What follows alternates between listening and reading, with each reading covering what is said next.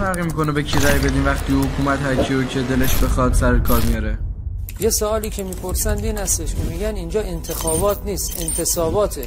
اینجا مهندسی آرا اتفاق میفته. اولا اگر اینجا انتصابات بود پس چرا چنین سقف عریض و طویلی برای ثبت نام انتخابات ریاست جمهوری بود؟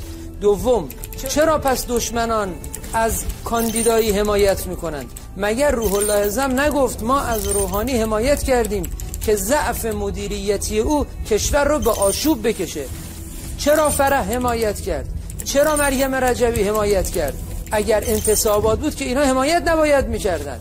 سوم انتخابات سال 92 مگر در دوران دولت اصولگرا نبود؟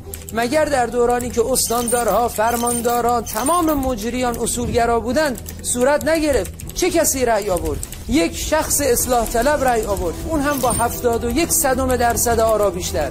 یعنی اگر در هر حوزه رأی یک رأی سفید اضافه تر میشد آقای روحانی رأی نمی آورد. این برای این نظام کاری داشت یک رأی سفید اضافه کنه یا یک رأی از آقای روحانی کم بکنه، در صورتی که تمام مجریان مخالف آقای روحانی بودند؟ اما این نظام ثابت کرد که به آراء مردم خیانت نمیکنه. سال 88 فرستاده ویژه میرحسین موسوی یعنی آقای آخوندی جلوی مقام معظم رهبری اعلام کرد، گفت ما میدونیم سازوکار انتخابات کشور به صورتی است که محال در اون تقلب اتفاق بیفته. مگر نمیگن مهندسیه؟ پس اینها چی بود؟